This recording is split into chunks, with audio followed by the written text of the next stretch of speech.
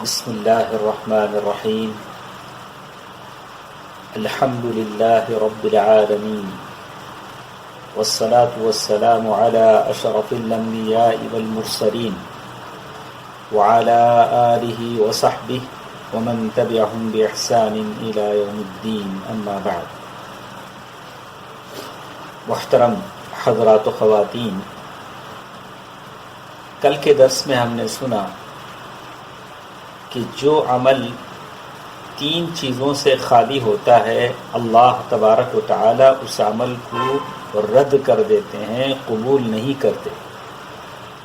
وہ تین چیزیں ایمان ہے، اخلاص ہے، اور تیسری چیز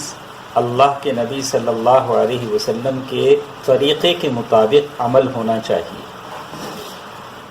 آئیے چلیے آج کے اس درس میں دلوں کے اعمال کی اس گفتگو میں ہم دیکھتے ہیں کہ جو عمل اللہ تبارک و تعالی رد فرما دیتے ہیں، قبول نہیں کرتے، وہ دو قسموں پر مشتمل ہوتا ہے۔ اس کی دو قسمیں ہوتی ہیں۔ جیسے شیخ نے صفحہ نمبر 130 پر 4 پر لکھا، من تمحضت ارادتهم لغیر اللہ تبارک و تعالی، اللہ تبارک و تعالی کو چھوڑ کر کسی اور کے لیے اگر کوئی عمل کیا جاتا ہے تو اس کی دو قسمیں ہو سکتی ہیں۔ پہلی قسم تو یہ کہ کرنے والا اپنے کام کو جو کر رہا ہے اس کی نیت صرف ریاکاری ہو، شہرت حاصل کرنا ہو، اور اس کے ارادے میں مطلق اس بات کی کوئی فکر نہیں ہے کہ اللہ تبارک و تعالیٰ کا اجر حاصل کرے، اور وہ عمل اس لیے کر رہا ہے کہ نفاق، اور وہ ایسا اس لیے کر رہا ہے کہ یا تو اس کے اندر نفاق ہے، یا تو دکھاوا ہے، یا تو شہرت ہے۔ تو ایسے لوگ جن کو اللہ تبارک و تعالیٰ کے پاس سے کچھ بھی نہیں ملے گا، اس لیے کہ اس کو اللہ کے پاس جو ثواب ہے اسے حاصل کرنے کی فکر نہیں ہے، اور وہ جو عمل کر رہا ہے دکھاوے کے لیے کر رہا ہے، شہرت کے لیے کر رہا ہے۔ ایک دوسری قسم ان لوگوں کی ہے، ان کا ارادہ تو دنیا ہے، دنیا کے لیے کرتے ہیں، لیکن ان کے عمل میں دکھاوا نہیں ہے، شہرت نہیں ہے۔ جیسے کوئی آدمی ہے روزہ رکھتا ہے، روزہ اس لیے نہیں رکھتا کہ اللہ تعالیٰ اسے اجر دے گا، روزہ اس لیے رکھتا ہے کہ اس کی صحت بن جائے، اس کی ہیلتھ۔ جیسے کوئی شخص روزہ رکھ رہا ہے صحت بنانے کے لیے، کوئی رشتہ داروں کے ساتھ اچھا سلوک کر رہا ہے تاکہ اس کی موت پیچھے دھکیل دی جائے، اس کی زندگی میں برکت ہو۔ وَيُزَكِّي مَالَهُ لِيَنْمُوَ وَيُبَارِكْ لَهُ فِيهِ، کوئی ایسا آدمی ہے کہ مال کی زکوٰۃ دیتا ہے ثواب کے لیے نہیں بلکہ اس لیے کہ اس کے مال میں برکت ہو۔ اگر کوئی شخص جنگ میں جاتا ہے اور اللہ کی راہ میں جنگ کرتا ہے لیکن نیت یہ ہے کہ غنیمت کا مال ملے، تو یہ وہ لوگ ہیں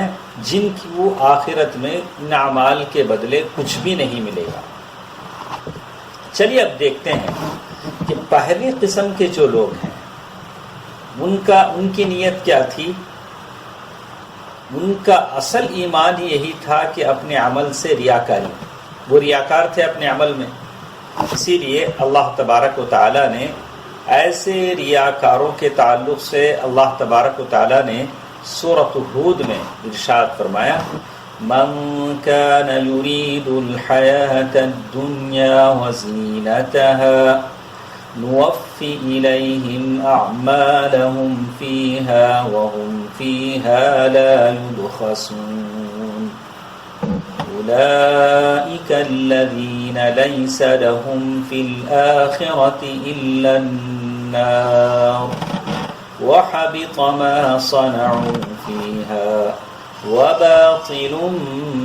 ما كانوا يعملون۔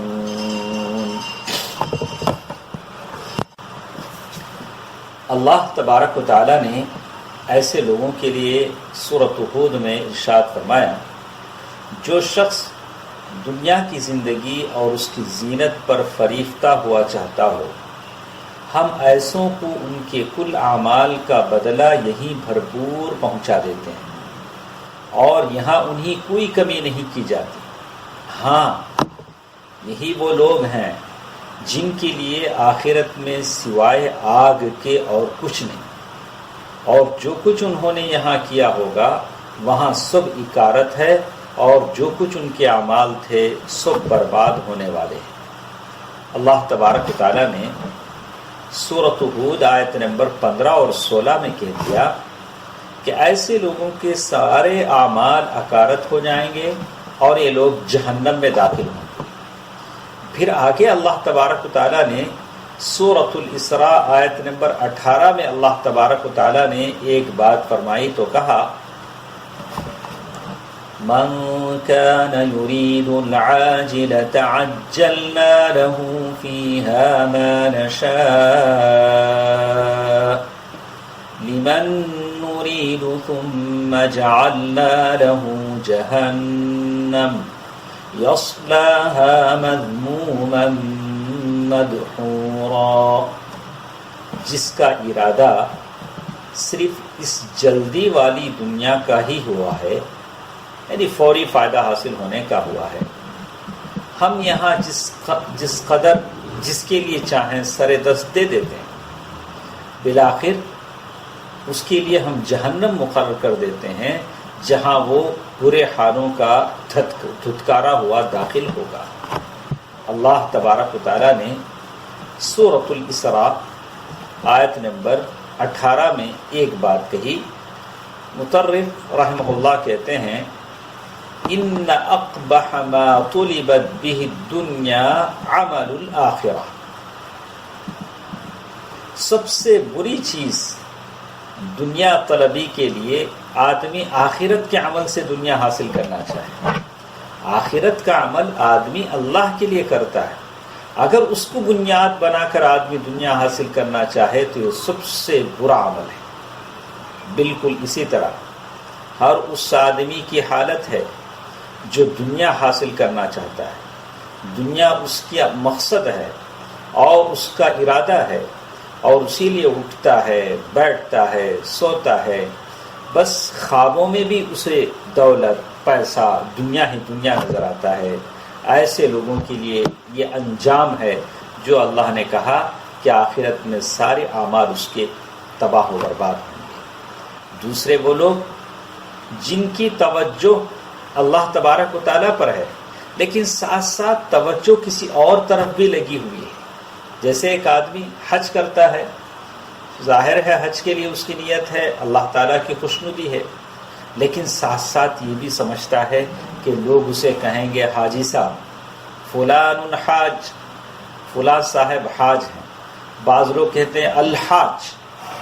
آدمی اللہ کے راستے میں جہاد کرتا ہے اور سمجھتا ہے کہ لوگ اسے مجاہد کہیں، بڑا بہادر کہیں، صدقہ خیرات دیتا ہے تو سمجھتا ہے کہ لوگ اس کو حاتم طائی کہیں۔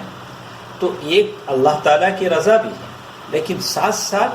ایک دوسرا مقصد بھی اس کا ہے۔ تو ایسے لوگوں کا کیا حکم ہے، انشاءاللہ کل کے درس میں ہم اس بات کا ذکر سنیں گے۔